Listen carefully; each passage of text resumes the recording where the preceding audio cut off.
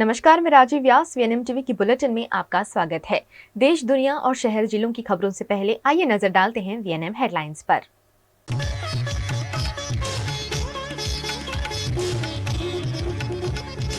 हिमाचल प्रदेश में सुक्खू सरकार संकट में, नए सीएम के लिए अग्निहोत्री का नाम चर्चा में।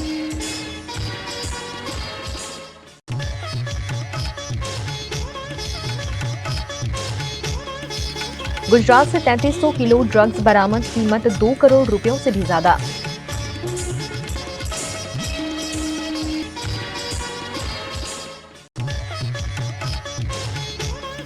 वडोदरा के नागरिकों को अब नहीं मिलेगी बर्तन की सुविधा। वीएमसी के अतिथि गृह के बर्तन अब बन गए कबाड़। लोकसभा चुनाव से पहले ही हिमाचल प्रदेश में भाजपा की ओर रुख कर गए बागी सरकार गिराने की फिराक में है। हिमाचल में बड़ी राजनीतिक हलचल मची हुई है। 6 कांग्रेसी विधायकों की क्रॉस वोटिंग से राज्यसभा सीट हारने के बाद कांग्रेस सरकार गिरने का खतरा बना हुआ है। वहीं अब मामला सीएम सुखविंदर सुक्खू का मुख्यमंत्री पद छीनने तक पहुंच गया है। सूत्रों के मुताबिक सीएम सुक्खू के इस्तीफे से इनकार करने के बाद कांग्रेस पार्टी कठोर फैसले ले सकती है। इसके लिए शाम के वक्त विधायक दल की मीटिंग बुलाई जा सकती है, जिसमें सीएम के लिए नया नेता चुना जा सकता है। फिलहाल इस दौड़ में डिप्टी सीएम मुकेश अग्निहोत्री का नाम चर्चा में है। इससे पहले बुधवार सुबह पूर्व सीएम जयराम ठाकुर की अगुवाई में भाजपा विधायक दल ने गवर्नर शिव प्रताप शुक्ल से मुलाकात की। उन्होंने सरकार का फ्लोर टेस्ट कराने की मांग की। दोपहर में विधानसभा का बजट सेशन बुलाया गया, जिसमें पूर्व सीएम जयराम ठाकुर समेत 15 विधायकों को स्पीकर ने सस्पेंड कर दिया। इसको लेकर विधानसभा में हंगामा हो गया। उन्होंने बाहर जाने से इनकार कर दिया। स्पीकर ने मार्शल बुला लिए। धक्का मुक्की के बावजूद मार्शल उन्हें बाहर नहीं निकाल पाए, जिसके बाद स्पीकर ने पहले 12 बजे तक सदन की कार्यवाही स्थगित कर दी। पूरे हालात के बीच पीडब्ल्यूडी मंत्री विक्रमादित्य ने बुधवार सुबह 11 बजे प्रेस कॉन्फ्रेंस में पद से इस्तीफा दिया था और कहा गेंद अब आलाकमान के पाले में है। इसी बीच चर्चा चली कि सीएम सुक्खू ने कांग्रेस हाईकमान को इस्तीफा सौंप दिया है। फिर चर्चा हुई कि उन्होंने इस्तीफे की पेशकश की है। हालांकि बाद में सीएम सुक्खू ने मीडिया को कहा कि उन्होंने इस्तीफा नहीं दिया है, ये सब अफवाह है। कांग्रेस प्रवक्ता जयराम रमेश ने कहा कि हिमाचल में ऑब्जर्वर भेजे हैं, वे विधायकों की राय लेंगे, उसकी रिपोर्ट अध्यक्ष खड़गे को देंगे, जिसके बाद पार्टी कठोर फैसले लेगी। इसमें मुख्यमंत्री बदलने तक का विकल्प खुला है। प्रियंका गांधी ने इस पर ट्वीट किया कि हिमाचल में 25 विधायक वाली भाजपा 43 विधायकों की बहुमत वाली कांग्रेस को चुनौती दे रही है। साफ है वो खरीद फरोख्त पर निर्भर है। इसके बाद सदन की कार्यवाही फिर शुरू हुई, जिसके बाद भाजपा विधायकों की गैर मौजूदगी में बजट बिना पढ़े ही पास कर दिया गया। सरकार गिरने से बचाने के लिए सीएम डिस्क्वालिफिकेशन मोशन ले आए, जिसमें क्रॉस वोटिंग करने वाले 6 कांग्रेस विधायकों की मेंबरशिप रद्द करने की मांग की गई। स्पीकर कुलदीप पठानिया ने इसकी सुनवाई शुरू कर दी है। गांधी का गुजरात जहां शराब तक मना है, वहां ड्रग्स का काला कारोबार लगातार चलाया जा रहा है, जो फिर एक बार उजागर हुआ है। गुजरात एटीएस, नेवी और सेंट्रल एजेंसी के संयुक्त ऑपरेशन में अरब सागर में भारतीय सीमा से 3300 किलो ड्रग्स जब्त की गई है। इसकी कीमत 2000 करोड़ रुपए से ज्यादा होने का अनुमान है। टीम ने ड्रग्स पेडलिंग करने वाले 5 विदेशी पेडलर्स को भी गिरफ्तार कर लिया है। पेडलर्स के ईरानी या पाकिस्तानी नागरिक होने की आशंका जताई जा रही है। गिर सोमनाथ पुलिस ने कुछ दिनों पहले वेरावल शहर के घाट पर बहकर आई 350 करोड़ रुपए की नशीली दवाएं जब्त की थीं। उसके बाद से ही Delhi narcotics control bureau, Gujarat ATS और अन्य केंद्रीय एजेंसियां पेडलर्स को पकड़ने के लिए ऑपरेशन चला रही थी। इस ऑपरेशन के तहत समुद्री सीमा से मादक पदार्थों की अब तक की ये सबसे बड़ी बरामदगी है। 3300 किलो ड्रग्स की पेडलिंग कर रहे 5 विदेशी पेडलर्स ईरानी नाव में सवार थे। उन्हें मंगलवार देर रात को पोरबंदर समुद्र तट पर लाया गया। 5 दिन पहले वेरावल बंदरगाह से 350 करोड़ की हेरोइन मछली पकड़ने वाली नाव में पकड़ी गई थी। इसके साथ ही 9 लोगों को गिरफ्तार भी किया गया था। फिलहाल ATS, Gir Somnath, SOG, LCB, FLC, FSL और मरीन पुलिस मामले की जांच कर रही है। ईरानी नाव में सवार विदेश पेडलर्स को हेलीकॉप्टर की निगरानी में पोरबंदर समुद्री सीमा पर लाया गया। गुजरात के वडोदरा शहर में जनता के पैसों की फिजूल खर्ची सरेआम सामने आती रहती है। कुछ ऐसा ही फिर एक बार वडोदरा शहर की जनता के साथ होने जा रहा है।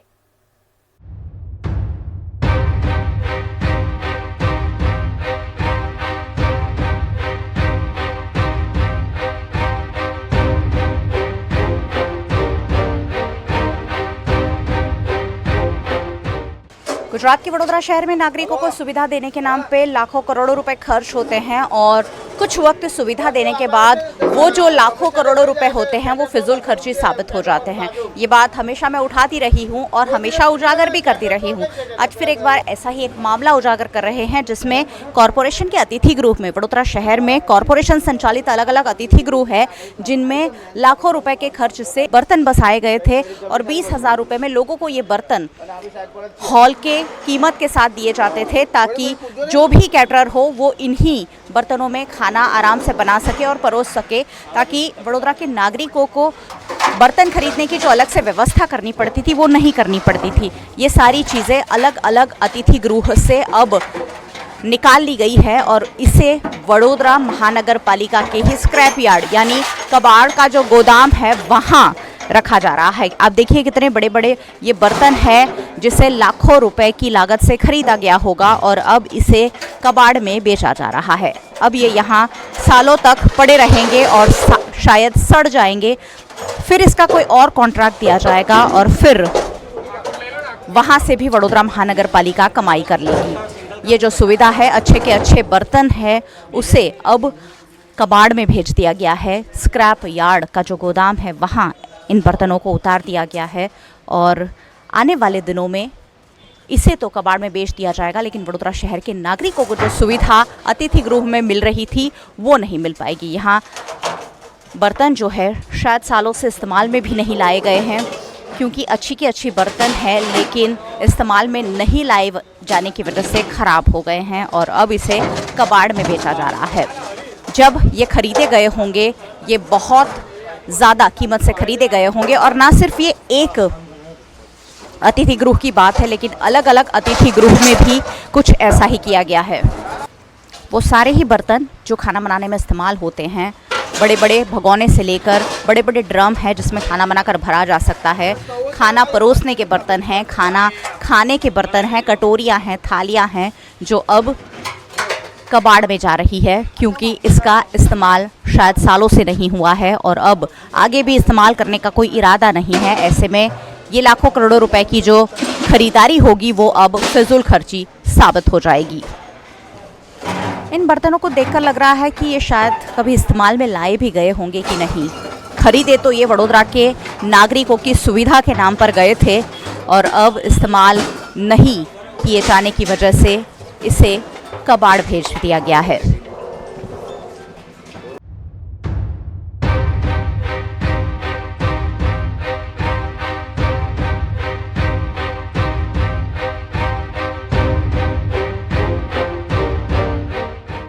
ક્યાંથી આવ્યો છે આ બધો સામાન?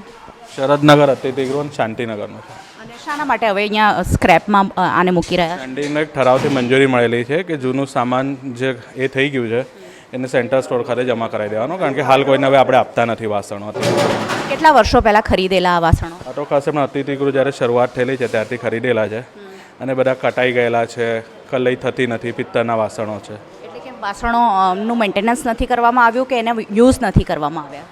2020માં એક ઠરાવ થયેલો જેના આધારે કોવિડથી આપણે કોઈને વાસણો આપતા નહોતા અને પછી વાસણો પડી રહ્યા હતા જે બિન વપરાશ થઈ ગયા એને અતિથિગૃહથી નિકાલ કરવાનો છે અને સેન્ટર સ્ટોર ખાતે જમા કરવાનો છે. કેટલી લાગતમાં એ વખતે ખરીદાયા? તો પૂછો એમ કે આ 82-83ના હોલ બનેલા છે એટલે એ વખતનું જોવું પડે આઈડિયા શું છે. અને અંદાજિત કેટલા અતિથિગૃહમાંથી વાસણો આવ્યા છે ને કેટલા વાસણો આવ્યા છે? અત્યાર સુધી હાલ તો 4 અતિથિગૃહમાંથી જ વાસણો આવેલા છે, બીજા અતિથિગૃહમાંથી આવશે ધીરે ધીરે. એટલે બધા જ અતિથિગૃહના વાસણોનો સેન્ટર સ્ટોર ખાતે જમા કરાવવાના છે જેથી અતિથિગૃહમાં સ્પેસ પણ થઈ રહી, એ સ્પેસ આપણે કોઈને વપરાશ સાથે આપી શકીએ. અને હવે નવા વાસણો ખરીદવામાં આવશે એવું કંઈ? કોઈ હમણાં એ નથી હાલ, કારણ કે આપણે બિલકુલ આપતા નથી, કારણ કે હવે કેટરિંગવાળા પોતાનો જ બધો સામાન લઈ આવે છે, પોતાની ડીશો બધું લઈ આવે છે, એટલા માટે હાલમાં તો હમણાં કોઈ વિચાર નથી. અને આ વાસણોનું હવે શું કરવામાં આવશે? એ અમને સેન્ટર સ્ટોર ખાતે જમા કરાવી ગયા, અહીંથી હરાજીથી નિકાલે લોકો કરે છે, એમનો વિષય. स्टैंडिंग कमेटी द्वारा पारित किए गए जिस प्रस्ताव की बात टूरिज्म ऑफिसर अंकुश गरुड़ कर रहे हैं वो 17 अक्टूबर 2020 में पारित किया गया था, जिसमें वडोदरा के अतिथि गृह और कम्युनिटी हॉल से नागरिकों को दिए जाने वाली बर्तनों की सुविधा बंद करने का प्रस्ताव पारित हुआ था। 2020 में ही इस प्रस्ताव में लिखा गया है कि बर्तनों का स्टॉक पिछले कई सालों से इस्तेमाल में नहीं लाया जा रहा है, उसी की वजह से उसे जमा कराकर उसकी नीलामी करनी है। अब यहाँ दो सवाल उठ खड़े होते हैं। कि 2020 के परिपत्र का अमल करने में वडोदरा महानगर पालिका को भला 4 साल कैसे लग जाते हैं। 4 साल तक इन बर्तनों को सड़ने के लिए क्यों छोड़ दिया गया। अगर इसे हटाना ही था तो समय रहते बेच देते तो शायद अच्छी कंडीशन में कोई इसे खरीद सकता था। दूसरी बात, इस इंटरव्यू से ये निकलकर सामने आ रही है जिसमें अंकुश गरुड़ साफ साफ कह रहे हैं कि कोरोना के दौरान बर्तनों का इस्तेमाल बंद करने के निर्देश दिए गए थे। अब कोरोना आया मार्च 2020 में और ये परिपत्र है 2020 के ही अक्टूबर महीने का, यानी लॉकडाउन के कुछ ही महीनों बाद ये प्रस्ताव पारित कर दिया गया। यानी कोरोना काल के पहले से ही ये बर्तन इस्तेमाल में नहीं लाए जा रहे थे, जिसे हटाने का निर्णय ले लिया गया था। लेकिन उसे हटाते हटाते भी वडोदरा महानगर पालिका को 4 साल लग गए। अगर पालिका के ही प्रस्ताव का 4 सालों तक अधिकारी पालन नहीं करते हैं तो जनता को तो तत्काल सुविधा की उम्मीद भला कैसे करनी चाहिए। नागरिकों की सुविधा के लिए जो बर्तन बसाए गए थे, जो शायद उस वक्त, ये बात 1982-83 की कह रहे हैं, तो लाखों रुपए में बसाए गए होंगे और ना अब दिए जा रहे हैं, ना मेंटेनेंस हो रहा है और उसी की वजह से बर्तन खराब हो गए हैं। अब इन बर्तनों को कबाड़ में ला कर रख दिया गया है। आप देखिए यहाँ पर अटलादरा में स्क्रैप यार्ड का पूरा गोदाम है जहाँ बड़े बड़े बर्तनों को यहाँ रख दिया गया है। बड़े बड़े भगोने के साथ साथ थालियाँ, कटोरियाँ, हर एक चीज़ है जो अब शायद लाखों करोड़ों रुपए का जो सामान था वो अब यहाँ बर्बाद हो रहा है। लाखों करोड़ों रुपए के लागत से खरीदे गए बर्तन अब कबाड़ में चले गए हैं, भंगार में चले गए हैं और अब इसकी नीलामी कर दी जाएगी और इससे भी शायद लाखों करोड़ों रुपए ले लिए जाएंगे। हमारे साथ इस पूरे मामले को उजागर करने वाले सामाजिक कार्यकर्ता फाल्गुन सोरठिया भी है। क्या कहेंगे ये जिस तरह की फिजूल खर्ची हो रही है उस पर? आज के दिन में तरसाली विस्तार के अंदर शांति नगर और शरद नगर अतिथि गृह के इन लोगों ने ये बर्तन इकट्ठा कर लिए हैं और ये कॉरपोरेशन ने अपना जो ये स्क्रैप यार्ड है उसी में ये लाके अभी आज रख रहे हैं। पिछले हफ्ते यही चीज़ अकोटा और दिवाड़ीपुरा अतिथि गृह के इन लोगों ने बर्तन इकट्ठा कर लिए थे। जिस तरह से आपने मीडिया पर्सन ने कैमरा में दिखा, इसी तरह से सभी बर्तनों की कंडीशन सही है। बर्तन के अंदर डिश है, चम्मचिया है, थाली है, कटोरी है, बाल्टी है, सब चीज़ें जो बड़े बड़े तपेले हैं जिसके अंदर लोग अपने 500 इंसान का कैपेसिटी का खाना बना सकते, सब कुछ है। अभी ये जब लिए थे तब लाखों करोड़ों का टेंडर बाहर निकाल के लिए गए थे और इनकी आज भी इसकी कंडीशन अच्छी है, ना ही तो ये कहीं फटे हैं, ना ही तो इसको जंग लगा है, ना ही तो कुछ है। और ये इतने पुराने और अच्छे हैं, कोई तो एल्यूमिनियम का है, कोई तो तांबा का है, कोई पित्तल का है, इतना अच्छा बढ़िया क्वालिटी है और इनको इन लोगों ने अब स्क्रैप यार्ड में डाल के कहीं ना कहीं भंगार में बेचने का कॉरपोरेशन ने ये कारनामा चालू कर दिया है। मैं तो बोल रहा हूँ कॉरपोरेशन के सत्ताधीशों को कि ये बंद करो और लोगों को सुविधा दो। लोग 20,000 में या 15,000 में जो आपका हॉल का कीमत होता है उसमें इंक्लूडिंग हर एक चीज़ रहता है। उसमें बर्तन होता है, लॉन होता है, लाइट होता है, फिर उसके बाद आपका कूलर हो गया तो वो हो गया, सब चीज़ों की सुविधा रहती है। अब ये लोग सब सुविधा ख़त्म कर रहे हैं जिससे अभी लोगों को नया फरासखाना में से सामान मंगाना पड़ेगा, टेंट हाउस में से सामान मंगाना पड़ेगा और ये सभी सामान की कीमत बहुत ज़्यादा रहती है, जिसके वजह से अभी लोग अगर 20,000 में हॉल बुक कराएंगे और टेंट वालों को बुलाएंगे सब सामान के साथ तो शायद वो टेंट वाले का बिल भी अभी लाख रुपया हो जाएगा। तो गरीब और जो मध्यम वर्ग की जो हमारी तमाम जनता है वडोदरा की, अब उनको ये सुविधा नहीं मिल पाएगी। ये थे सामाजिक कार्यकर्ता फाल्गुन सोरठिया जो कह रहे हैं कि पहले लाखों करोड़ों की लागत से ये बर्तन खरीदे गए और अब इसे इस्तेमाल नहीं किया जा रहा है। क्यों नहीं किया जा रहा है तो उसका जवाब भी यहाँ के जो अधिकारी हैं उन्होंने दिया कि कोरोना के बाद से ये बर्तन किसी को दिए नहीं जा रहे हैं। कोरोना ख़त्म होके भी बहुत वक्त हो गया, कोरोना ख़त्म हुए भी पूरी हमारी ज़िंदगी पटरी पर लौट चुकी है, लेकिन ये बर्तन जो है वो वडोदरा के लोगों को देने की शुरुआत नहीं की गई, यानी इसे सड़ने के लिए वक्त दिया गया। अगर 2020 से 2022 तक कोविड की बात की जाए, 2024 चल रहा है, पिछले 2 सालों से ये बर्तन किसी को नहीं दिए गए, नहीं इस्तेमाल में लाए गए, इसलिए अब सड़ गए हैं। और अब क्योंकि ये ख़राब हुए हैं या बहुत सारे तो बहुत अच्छी कंडीशन में हैं, सभी बर्तनों को, और ना सिर्फ एक अतिथि गृह से, वडोदरा शहर के सभी अतिथि गृहों में जितने भी बर्तन खरीदी गए थे जो बहुत बड़े बड़े हैं, जिसमें 500,000 लोगों का खाना एक साथ बन सकता है, ऐसे बड़े बड़े बर्तन अब कबाड़ में भेज दिए गए हैं और ये अब लोहे के या एल्यूमिनियम और पित्तल के भाव में जो बहुत ही कम होंगे उस दाम में बेच दिए जाएंगे। ये सीधा सीधा वडोदरा की जनता का नुकसान है।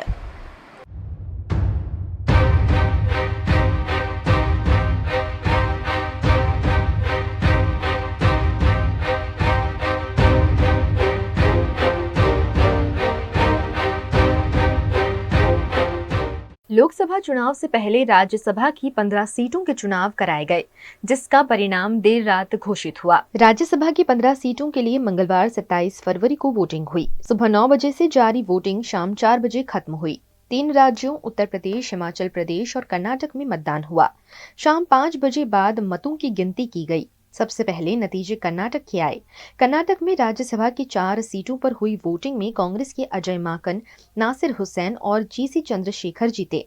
वहीं बीजेपी के नारायण बंदिगे ने जीत दर्ज की। हिमाचल प्रदेश की एक सीट पर भाजपा प्रत्याशी हर्ष महाजन ने कांग्रेस के अभिषेक मनु सिंघवी को हराया है। दोनों को 34-34 वोट मिले थे। टॉस से विजेता का फैसला हुआ। हिमाचल में कांग्रेस के 6 विधायकों और सरकार को समर्थन दे रहे 3 निर्दलीय विधायकों के क्रॉस वोटिंग करने की खबर आई। राज्यसभा चुनाव को लेकर सुबह से ही गहमागहमी रही। वोटिंग शुरू होने के कुछ देर बाद ही यूपी में सपा के चीफ व्हिप और विधायक मनोज कुमार पांडे ने पार्टी से इस्तीफा दे दिया। वहीं दोपहर बाद खबर आई कि यूपी में सपा के 7 विधायकों ने एनडीए को वोट दिया है। ये विधायक राकेश पांडे, राकेश प्रताप सिंह, अभय सिंह, विनोद चतुर्वेदी, मनोज पांडे, पूजा पाल और आशुतोष मौर्य हैं। यूपी में 8 सीटें भाजपा ने जीती, जबकि सपा ने 2 सीटें जीती। मीडिया रिपोर्ट्स में दावा है कि कर्नाटक में भाजपा विधायक एसटी सोमशेखर ने कांग्रेस उम्मीदवार को वोट दिया। भाजपा के चीफ व्हिप डोडनगोड़ा जी पाटिल ने ये जानकारी दी। डोडनगोड़ा ने ये भी कहा कि सोमशेखर पर कार्यवाही होगी। गुजरात के महानगर वडोदरा में शुद्ध पानी मांगते मांगते एक व्यक्ति की मौत हो गई, जिस पर कांग्रेस पक्ष द्वारा विरोध प्रदर्शित किया गया। गुजरात के वडोदरा के वारसिया इलाके में वार्ड नंबर 6 की सुरुचि सोसाइटी के निवासियों को कई वक्त से दूषित पानी की आपूर्ति हो रही है, जिस पर बार बार आवाज उठाए जाने के बावजूद उन्हें शुद्ध पानी नहीं मिल पाया। सुरुचि समिति के शंकर सतवानी की पानी मांगते मांगते मौत हो गई, जिस पर वडोदरा कांग्रेस द्वारा न्याय यात्रा के जरिए कलेक्टर कार्यालय पहुंचकर न्याय मांगा गया। महानगर पालिकाની અંદર સુરુચિ સોસાયટીના નગરજનો ગંદા પાણી છેલ્લા કેટલા સમયથી આવતું છે એની રજૂઆત કરવા આવ્યો અને અઠવાડિયા 10 દિવસ પહેલાં આવ્યા હશે તો એમને ભગાડી દેવામાં આવ્યા અને તોય છતાં ગંદુ પાણી તો બંધ નહીં કરી શક્યા, પણ એની ઉગ્ર રજૂઆતના લીધે ને હાર્ટ એટેક આવ્યો ને એ મરણ પથારી પર જતો। હવે સવાલ એટલો જ છે કે આજે વાતને 2-3 દિવસ થઈ ગયા। સરકારમાંથી કોઈ વ્યક્તિને શહેરની જાણકારી રાખવા માટે અથવા શહેરમાં શું બની રહ્યું છે એને ન્યાય અપાવવા માટે જો કોઈને મૂકવામાં આવતો હોય તો એ કલેક્ટરશ્રી છે। કલેક્ટરશ્રીને ખબર નહીં પડી 2-3 દિવસમાં કે કોઈ વ્યક્તિ પાણીના લીધે મરતો છે, તો કલેક્ટરશ્રીને આપના માધ્યમથી નમ્ર વિનંતી છે કે દરેકની ફરિયાદ સાંભળવાનો જે તમને સરકારે હક આપ્યો છે, અધિકાર આપ્યો છે અને એ અધિકારના વડે તમે ન્યાય અપાઈ શકો છો, એ ન્યાય લઈ અને જે કોર્પોરેશનની અંદર બનાવ બન્યો છે, એક પાણી જેવી વસ્તુ જે ફરજિયાત ફરજોમાં આવતું હોય દરેક નગરપાલિકા માટે એ પાણી નથી આપી શકતા અને ઉપરથી એમને ગંદુ પાણી આપીને જુદી જુદી બીમારીમાંથી પીડિત કરતા હોય, ત્યારે કલેક્ટરશ્રીની ફરજ બને છે કે આની ઇન્કવાયરી કરે। જે લોકોએ પાણી આપ્યું ને બીજા દિવસે પાણી કઈ રીતે શુદ્ધ થઈ ગયું? વારાસિયા વિસ્તારમાં જે રીતના ગંદા પાણીની સમસ્યા ઘણા સમયથી હતી, સોસાયટીના રહીશો આગલી ગત બોર્ડમાં બી રજૂઆત કરવા આવેલા, ફરીથી રજૂઆત કરવા આ બોર્ડ વખતે બી આવ્યા, એમને આવતા રોકવામાં આવ્યા, ત્યારે સિક્યોરિટી સાથે એગ્રેશનમાં એક વ્યક્તિનું મૃત્યુ થયું। કોર્પોરેશનની પ્રિમાઇસમાં મૃત્યુ થયું છે, ત્યારે જવાબદારી ગંદા પાણીના રજૂઆત કરતા થયું હોય તો સંપૂર્ણપણે કોર્પોરેશનની જવાબદારી છે। એમને બેઝિક વેરાનું વળતર આપે, ચોખ્ખું પાણી આપવાની કોર્પોરેશનની ફરજ છે, તેમાંથી કોર્પોરેશન ચૂકી છે। હવે એ ફેમિલીમાં કોઈ કમાનાર નથી, ત્યારે અમારી ડિમાન્ડ છે કે ફેમિલીને કોર્પોરેશન કમ્પન્સેટ કરે, એ પરિવારની જવાબદારી લે અને સાથે સાથે ત્યાં ચોખ્ખું પાણી ત્વરિત આપવામાં આવે। જે લાઇન્સ છે વર્ષો જૂની છે, લગભગ 32 વર્ષથી વધારે જૂની લાઈનો છે, ત્યાં રિડન્ડન્ટ થઈ ગઈ છે। પિરિયોડિકલી બદલવા માટે અમે અવારનવાર રજૂઆત કરી છે, પણ એ નથી થતું।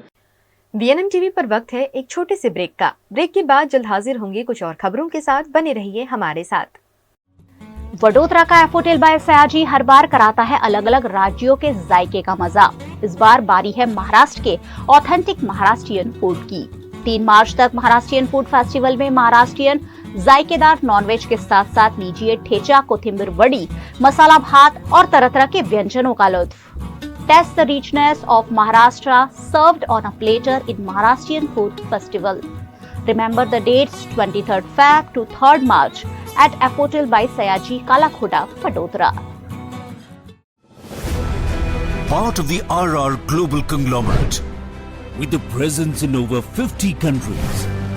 RR Kabel is a leading Indian wires and cables brand.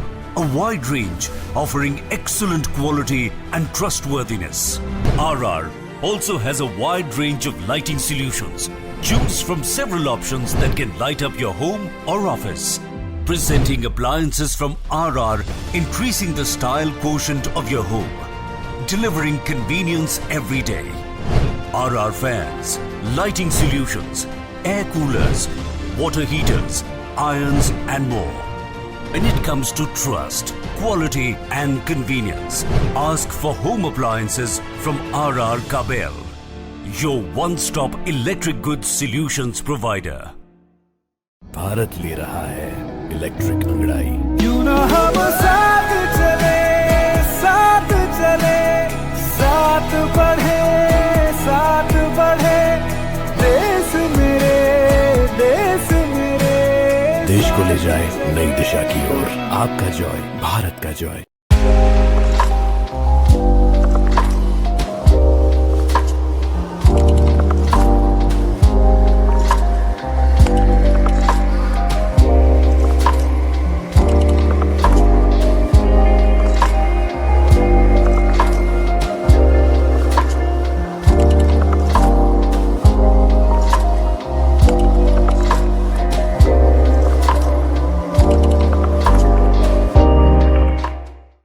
Every new year we take a new year resolution.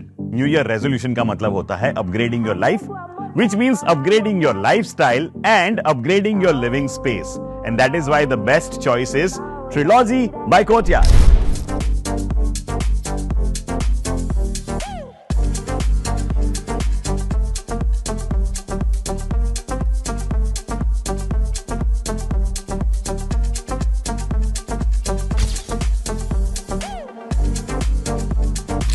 Trilogy by Courtyard. Finest architecture, world-class amenities, and a great space to live. Come check it out. Gujarat के वडोदरा के संत Kabir school में science day के तहत exhibition का आयोजन किया गया, जिसमें स्कूल के छात्रों द्वारा साइंस के अलग अलग प्रोजेक्ट्स तैयार किए गए। आज 28 फरवरी के दिन को नेशनल साइंस डे के तहत मनाया जाता है। नोबेल पुरस्कार विजेता सर सीवी रमन ने रमन इफेक्ट की खोज 28 फरवरी 1928 को की थी। इसीलिए हर साल उनकी याद में इस दिन को सेलिब्रेट किया जाता है। इसी के तहत वडोदरा के संत कबीर स्कूल में अन्वेषण थीम पर साइंस डे सेलिब्रेट किया गया, जिसमें 5वीं, 6वीं, 7वीं, 8वीं, 9वीं और 11वीं क्लास के बच्चों द्वारा 130 जितने प्रोजेक्ट्स बनाए गए। इस इवेंट में स्कूल के 1200 छात्रों द्वारा साइंस प्रोजेक्ट तैयार किए गए, जिसे छात्रों के शिक्षकों और अभिभावकों ने खूब सराहा।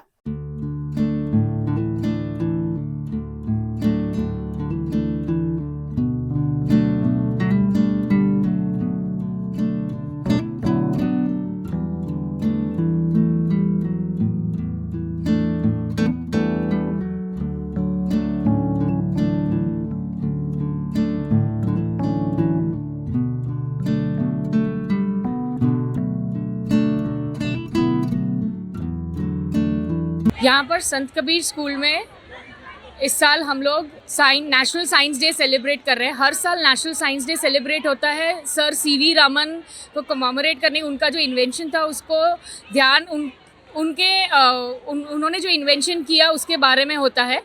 इस साल जो हमने थीम लिया है साइंस डे के लिए वो है अन्वेषण। अन्वेषण का मतलब होता है एक्सप्लोर करना। एक्सप्लोर मतलब चीज़ें, नई चीज़ें जानना और वो चीज़ें हमारे जीवन में किस तरीके से हमें मदद कर सकती है उसका तरीका ढूंढना। अभी भी हमने यहाँ पर करीबन 130 प्रोजेक्ट्स बच्चों ने डिस्प्ले किए हुए हैं, जिसके अंदर तकरीबन 1200 बच्चे पार्टिसिपेट कर रहे हैं।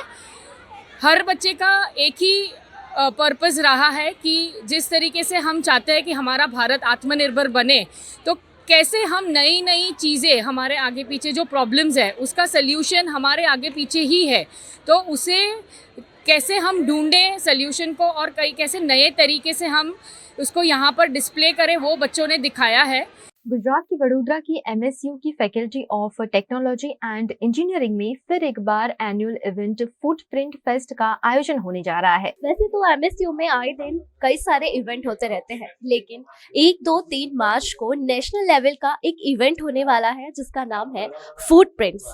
ये जो इवेंट है faculty of engineering and technology द्वारा ये आयोजित की जा रही है। वैसे तो ये हर साल आयोजित की जाती है, लेकिन इस साल इस फेस्ट में क्या खास है आज हम आपको बताने वाले हैं। सर, इस बार जो फेस्ट होने वाला है फुटप्रिंट्स, उसमें स्पेशल क्या है?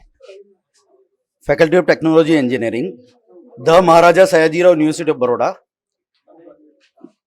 कंटिन्यूअस 23 ईयर से नेशनल लेवल की एक टेक्निकल फिएस्टा करती है जिसका नाम है फुटप्रिंट्स। उसमें इस साल हम जो गेस्ट लेक्चर्स को इनवाइट करते हैं वो देश के जाने माने नामांकित हस्तियां होती है।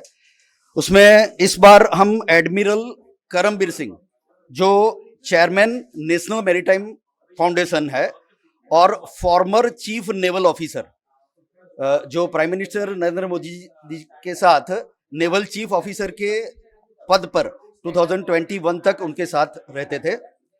दूसरे एक मोटिवेशनल स्पीकर जो हमारे नामांकित जो गेस्ट आ रहे हैं वो एंटरप्रेन्योर, बिल्डर और ऑथर है जिनका नाम है संजय रावल, जिनका एक famous book now I feel better than before, वो खुद ऑथर संजय रावल हमारे गेस्ट स्पीकर के तौर पे आ रहे हैं।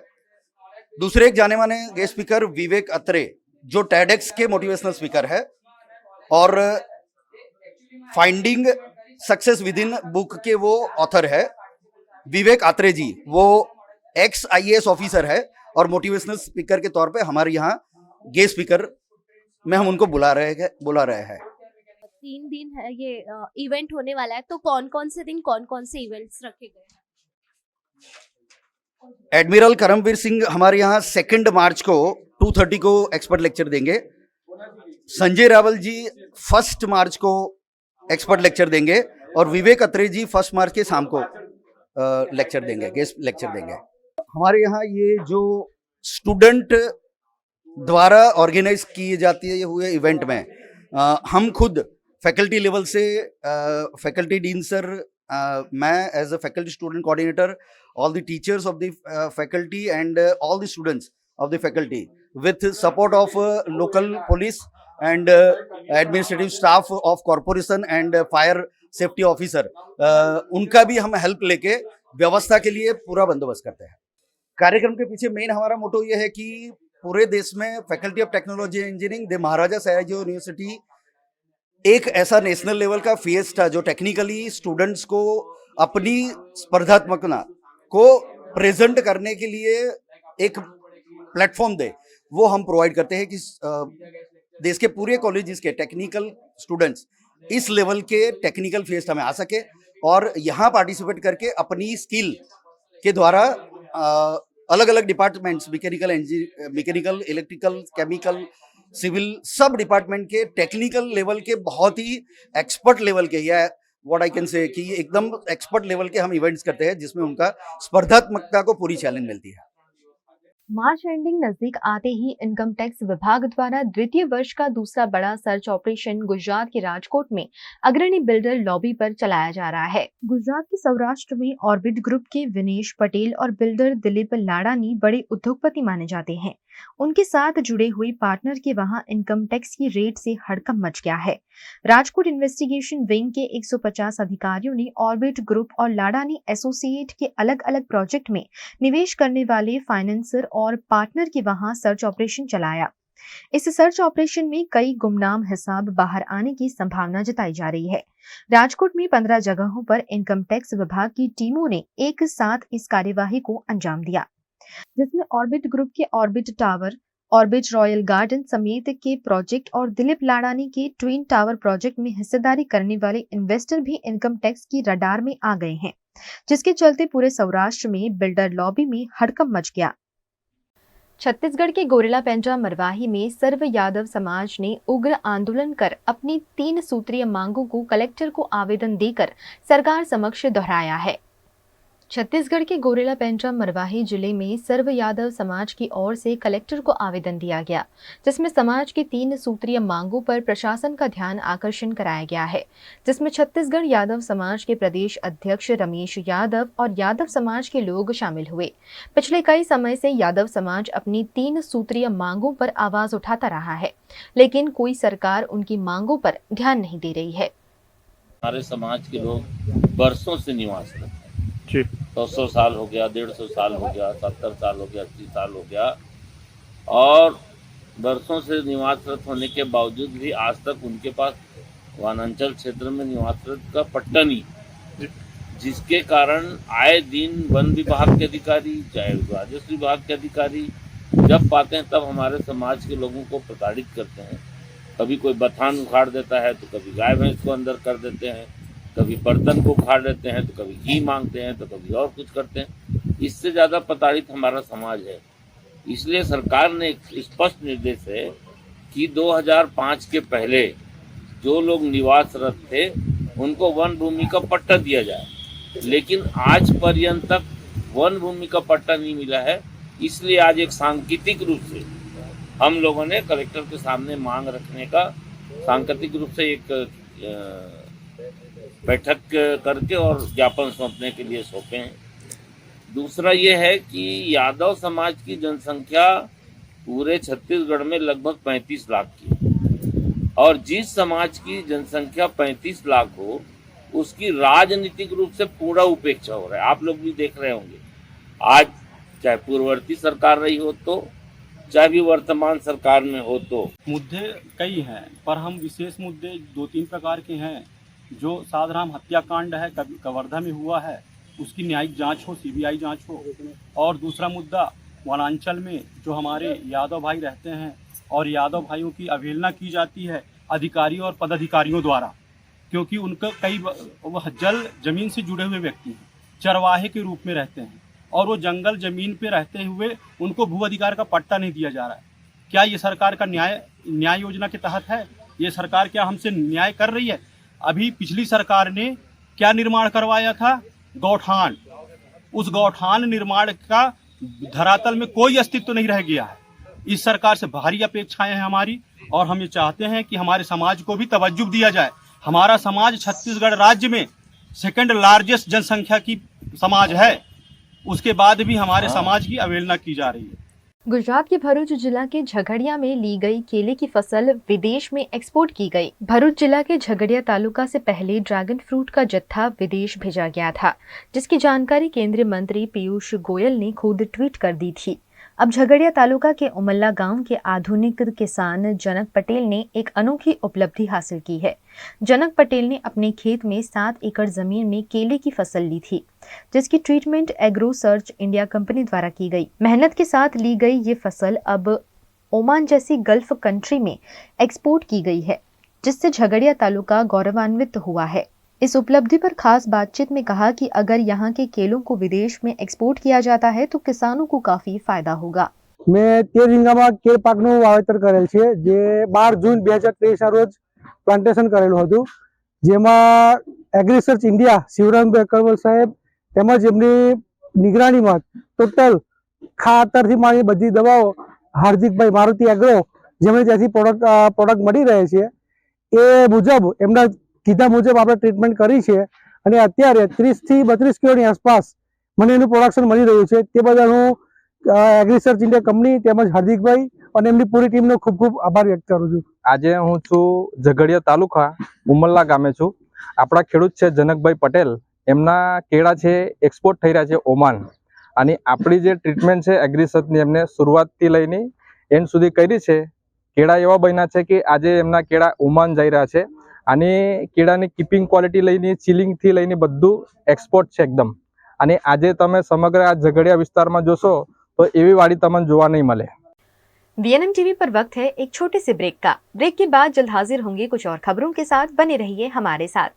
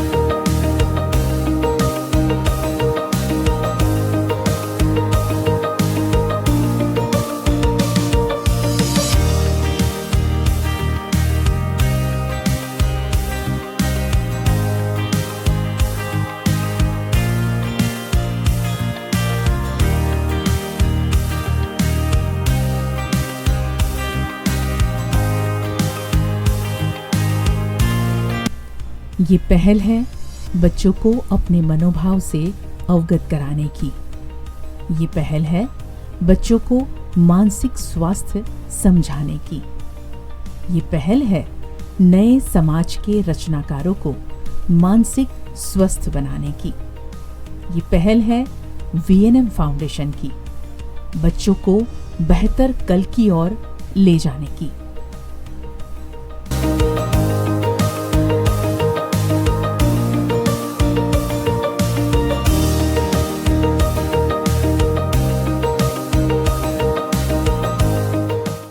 माना होटल्स एंड रिसोर्ट। राजस्थान में उदयपुर रणकपुर को करना हो एक्सप्लोर या उत्तराखंड में ऋषिकेश में करनी हो धार्मिक यात्रा, माना होटल्स आपके स्टे को बनाएंगे हमेशा के लिए यादगार।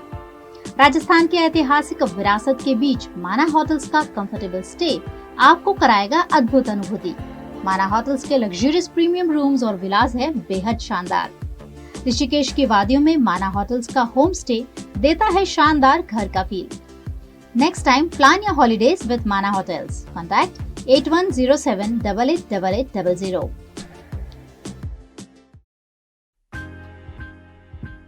Welcome to Courtyard Palladium. 3 BHK large size apartments જ્યાં તમને મળશે એક grand living room with an amazing view, સાથે એક comfortable dining area, a perfect kitchen for your perfect family. Now 3 bedrooms નો પહેલો bedroom with an amazing balcony view.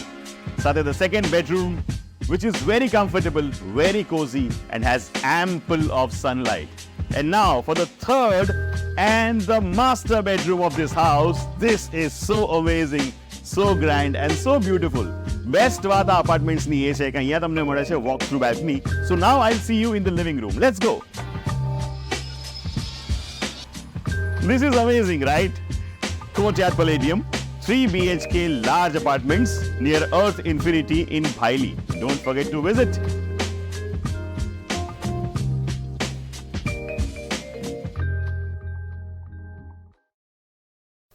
Ahmedabad में Gujarat university के बाहर 100 जितने प्रोफेसरों ने अपनी मांगों के साथ विरोध प्रदर्शन किया।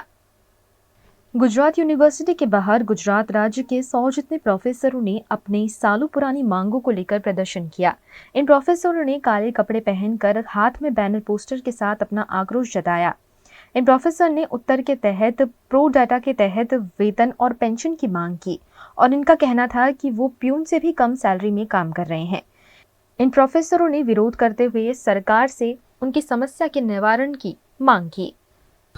हमारी मुख्य बे मांगो है યુજીસીની ગાઈડલાઈન પ્રમાણે અમને પ્રો રેટા પગાર એટલે કે પ્રમાણસર પગાર આપવામાં આવે અને બીજી અમારી માંગણી છે 2017માં તત્કાલીન નાયબ મુખ્યમંત્રી શ્રી નીતિનભાઈ પટેલે વિધાનસભામાં કરેલી જાહેરાત પ્રમાણે બાકી રહેલા 100 જેટલા ખંડ સમયના અધ્યાપકોને પૂરા પગારથી પૂર્ણ સમયના કરવામાં આવે।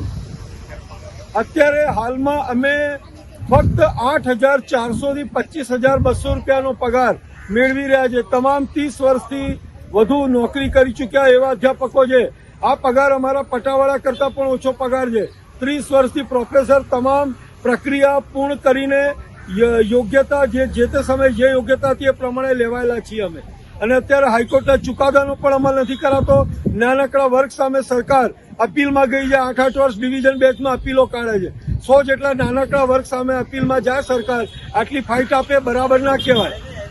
गुजरात के बोडेली के वैष्णववाड़ी में वैष्णव आचार्य द्वारकेश लाल महाराज और आश्रय कुमार जी महादया के सानिध्य में होली रसिया कार्यक्रम का भव्य आयोजन किया गया. बोडेली के वैष्णववाड़ी में हेमंत कुमार रमनलाल शाह परिवार के द्वारा होली रसिया कार्यक्रम का भव्य आयोजन किया गया, जिसमें सभी भक्तों ने भजन संध्या का आनंद लिया. पुष्टि मार्ग के उत्सव परंपरा में वसंतोत्सव का बहुत महत्व है. रंगोत्सव वसंत पंचमी से 40 दिनों तक मनाया जाता है. वैष्णव युवा संगठन वीपो बोडेली शाखा द्वारा अनेक वर्षोथी बोडेलीमां पागोत्सवना दिवसोमां होली रसियानो भव्य रससभर महोत्सव आयोजन, रसिया गान, नृत्य, संगीत आनो महोत्सव उजववामां आवे छे. आजे श्रृंखलामां फरी एकवार आजे वसंतना दिवसोमां प्रभुना होली खेलना मनोरथ साथे कीर्तनकार श्री मितेशभाई गांधर्व जे श्री कल्याणराय प्रभुनी षष्ठपीठ में निरंतर सेवा करे छे, एमना द्वारा सुंदर गान थयुं. बोडेलीना वैष्णव आजे गीत वाद्य अने नृत्यनी साथे होलीना रंगमां रंगाया अने सौ वैष्णव वृंदोए खूब आनंद प्राप्त कर्यो. आजादी की लड़ाई में महत्वपूर्ण भूमिका निभाने वाले वडोदरा के स्वतंत्रता सेनानी ज्योतिभाई देसाई का दुखद निधन हुआ है. ज्योतिभाई कन्हैयालाल देसाई का जन्म 5 मई 1926 को मुंबई में हुआ था. संस्कारी और शिक्षित परिवार में पली बड़ी ज्योतिभाई ने मुंबई में ही प्राथमिक और माध्यमिक शिक्षा हासिल की. उच्च शिक्षा उन्होंने लंदन यूनिवर्सिटी से हासिल की. पढ़ाई में तेजस्वी होने के बावजूद गांधी विचार और ग्राम विकास का उन्हें बेहद आकर्षण था. ऐसे में ज्योतिभाई देसाई स्वतंत्रता संग्राम में भी शामिल हुए. लोक भारती और गांधी विद्यापीठ में अध्यापक रहे ज्योतिभाई देसाई हमेशा उच्च विचार रखते थे और अपने उच्च विचारों का आदान प्रदान लोगों के साथ भी करते थे. ज्योतिभाई देसाई अच्छे लेक्चरर के साथ साथ पढ़ाई के और लिखने के बेहद शौकीन थे. प्रवास करना उन्हें बेहद पसंद था और यही सब आदर्श विचार उन्होंने युवा पीढ़ी में भी डाले. सबको साथ रखकर काम करने वाले ज्योतिभाई देसाई अपने छात्रों का बेहद ध्यान रखते थे. अब उन्होंने इस दुनिया को अलविदा कह दिया है, लेकिन उनके आदर्श और उनके विचार हमेशा ही अमर रहेंगे. सदगत को वीएनएम परिवार श्रद्धांजलि देता है. ये मानता था पहले से जी. You cannot teach. अच्छा. किसी को आप सिखा नहीं सकते. आपको कुछ सीखना होगा तो उसमें सहाय कर सकता हूँ. क्या आई कैन सपोर्ट यू, पर मैं तुमको सिखा दूंगा ये तो गलत बात. इसलिए कभी मैंने सिखाया नहीं. इन स्मॉलेस्ट विलेज से लगा के ये कहते हैं वैसे टीचर कॉलेज के इसमें भी काम किया, कभी पढ़ाया नहीं. अच्छा. आपको क्या करना है वो बताओ, क्यों करना है ये बताओ, और सब मिलके तय करो कि क्या करना है. ये बीएड में भी यही था. ये यूनेस्को ने रिकॉग्नाइज किया है और उन्होंने लिखा है कि इनका इनोवेशन ये है कि खुद से आगे बढ़ो. मध्य प्रदेश के मंदसौर जिला पंचायत में समीक्षा बैठक नहीं होने पर कांग्रेस सदस्यों ने गेट पर तालाबंदी का प्रयास किया. मध्य प्रदेश के मंदसौर जिला पंचायत में भ्रष्टाचार विभाग की समीक्षाएं, समय पर बैठक न होने और कार्य योजना की राशि का वितरण नहीं करने जैसी कई मुद्दों पर जिला पंचायत के कांग्रेस सदस्यों ने गेट पर तालाबंदी का प्रयास किया. इस मौके पर अधिकारियों ने पहले से ही रेत डालकर तालाबंदी को रोका. इस दौरान अधिकारी और कांग्रेस सदस्यों के बीच हल्की नोकझोंक भी हुई. तालाबंदी न होने की वजह से नाराज सदस्य गेट के बाहर धरने पर बैठ गए. कांग्रेस समर्थित सदस्यों ने जिला पंचायत कार्यालय के बाहर ये धरना प्रदर्शन किया, जिसके बाद प्रभारी एसडीएम विवेक सोनकर और सीएसपी सतनाम सिंह भी मौके पर पहुंचे. करीब 1.5 घंटे चले हंगामे के बाद धरने पर बैठे सदस्यों की मांगों को सुलझाने का आश्वासन दिया गया. आप हमें लॉलीपॉप दे रहे हो बार बार, ये हम बाद में करेंगे, जब तक ताला नहीं लगेगा हम यही बैठेंगे।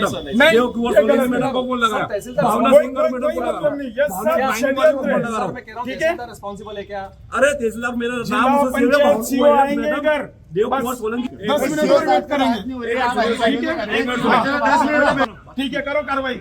देखिए, तालाबंदी करने का निर्णय एक वो निर्णय होता है जब सारे रास्ते बंद हो जाते हैं। जब सारे रास्ते बंद हो जाते हैं, आम जनता के कामों को रोका जाता है, जब प्रशासन आंख मूंद करके बैठ जाता है, तो हम जैसे जिला पंचायत सदस्यों के पास और कोई काम बचा नहीं था कि तालाबंदी करी जाए, और तालाबंदी भी करने आए तो इन्होंने इस प्रकार से चैनल को जाम कर रखा है कि तालाबंदी हम कर नहीं पा रहे हैं। फिर भी कोशिश करी है जालियां खींचने की,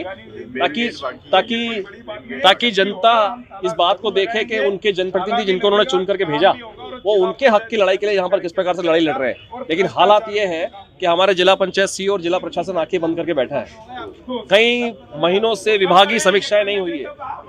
पीडब्ल्यूडी ले लो, एमपीआरडीसी ले लो, सामाजिक न्याय विभाग ले लो, महिला बाल विकास ले लो, सारी बातों को ले लो, सारे विभागों को ले लो, तो हालात ये है कि हमारे यहाँ पर शून्य है। जो भ्रष्टाचार करेगा उसका काम किया जाएगा।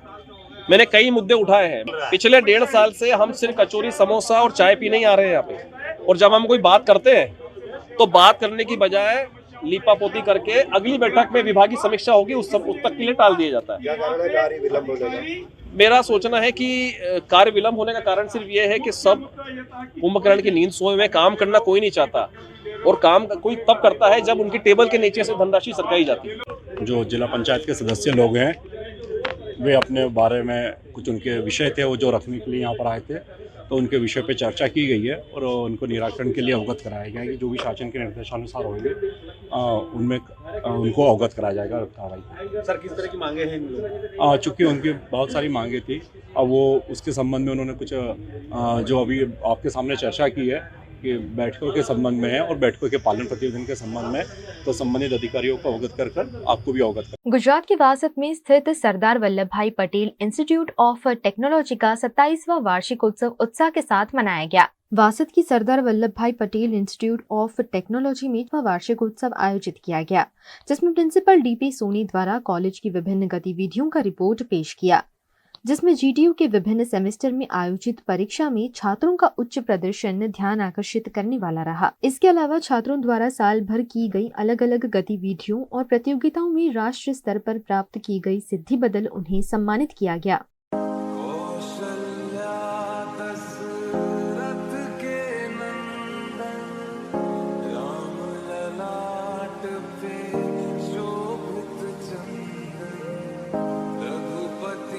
SVIT વાસદનો સ્ટુડન્ટ સેન્ટ્રલ કમિટીનો GS આ વર્ષે અમે સ્ટુડન્ટ્સ માટે કોલેજમાં 2 ઇવેન્ટ્સ કરવાના છે। એક જે ટેકનિકલ સ્કિલ્સ પર ફોકસ કરતી હોય, બીજી જે કલ્ચરલ સ્કિલ્સ પર ફોકસ કરતી હોય।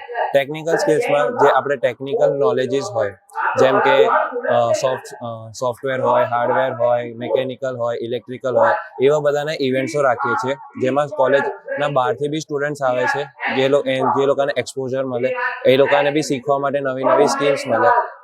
જ્યારે કે કલ્ચરલ ઇવેન્ટમાં અમે લોકોની સોફ્ટ સ્કિલ્સ જેમ કે કોમ્યુનિકેશન છે, ડાન્સ છે, સિંગિંગ છે, કે ફોર્મલ એન્કરિંગ છે, ઇનફોર્મલ એન્કરિંગ છે, એ બધા પર ફોકસ કરતા હોઈએ છીએ। આ બધા જે ટેલેન્ટ છે એ બધા છોકરાઓમાં નેચરલ હોય છે, તો અમારી કોલેજ એમને એક સ્ટેજ આપે છે જે પોતાની જે સ્કિલ્સ હોય કે ટેલેન્ટ્સ હોય એને બહાર કાઢી શકે, પબ્લિકની સામે લાવી શકે। અને જે લોકોમાં ટેલેન્ટ નથી બી હોતો પણ એ લોકોને કંઈક નવું શીખવાનું હોય તો અમે આ વસ્તુથી એ લોકોને નવું ટેલેન્ટ ડેવલપ બી કરીએ છીએ અને એ ટેલેન્ટ હોય તો બહાર બી કાઢીએ છીએ। SVIT વાસદનો આ 27મો વાર્ષિકોત્સવ છે, એન્યુઅલ ડે છે। છોકરાઓ ખૂબ જ એન્જોય કરે છે, ખૂબ જ મજા કરે છે, આખું વર્ષ ખૂબ જ ભણે છે। ભણ્યા પછી બી એમની પોતાની મલ્ટી ડાયમેન્શનલ પર્સનાલિટી ડેવલપ થાય એના માટે અલગ અલગ પ્રોગ્રામ રાખે છે। તો આ વખતે બી આ વર્ષે આપણે રામ મંદિરનું નિર્માણ થયું તે વખતે આ લોકોએ સરસ રામાયણનું એક સરસ મજાની નાટકની પ્રસ્તુતિ કરી। એના સિવાય બી ગામડાના દ્રશ્યો છે, એના સિવાય એડવાન્સ જે અત્યારે ફેશન ને બધું ચાલે છે એના પર સરસ સરસ પ્રોગ્રામ છે। એ પ્રોગ્રામમાં છોકરાઓની પર્સનાલિટી ડેવલપ થાય, એમને એક ઓપોર્ચ્યુનિટી મળે, તક મળે, એના માટે છોકરાઓ, સ્ટાફ અને બધા જ પુષ્કળ મહેનત કરી રહ્યા છે। समारोह में मुख्य अतिथि के रूप में टाटा एडवांस सिस्टम लिमिटेड के हेड रामकृष्णन कोडमारती और अतिथि विशेष के रूप में आर्किटेक्ट रश्मि दवे उपस्थित रहे। इस मौके पर स्कूल में एकेडमिक गतिविधियों में अव्वल आने वाले छात्रों को गोल्ड मेडल से सम्मानित भी किया गया। આપણે સૌ જાણીએ છીએ કે અભ્યાસ દરમિયાન માત્ર પુસ્તકીય જ્ઞાન આગળ ઉપરના જીવનમાં બિલકુલ કામ નથી આવતું। પ્રોફેશનલ લાઈફમાં સક્સેસફુલ થવા માટે વિદ્યાર્થીનો સર્વાંગી વિકાસ થયેલો હોવો જોઈએ। સર્વાંગી વિકાસ એટલે શું? તો એને ક્યુરિક્યુલરમાં એની સ્ટુડન્ટની એક્સપર્ટીઝ હોવી જોઈએ, એક્સ્ટ્રા ક્યુરિક્યુલર એક્ટિવિટીઝમાં પણ એક્સપર્ટીઝ હોવી જોઈએ અને કો ક્યુરિક્યુલર એક્ટિવિટીઝમાં પણ સારી એવી ફાવટ હોવી જોઈએ।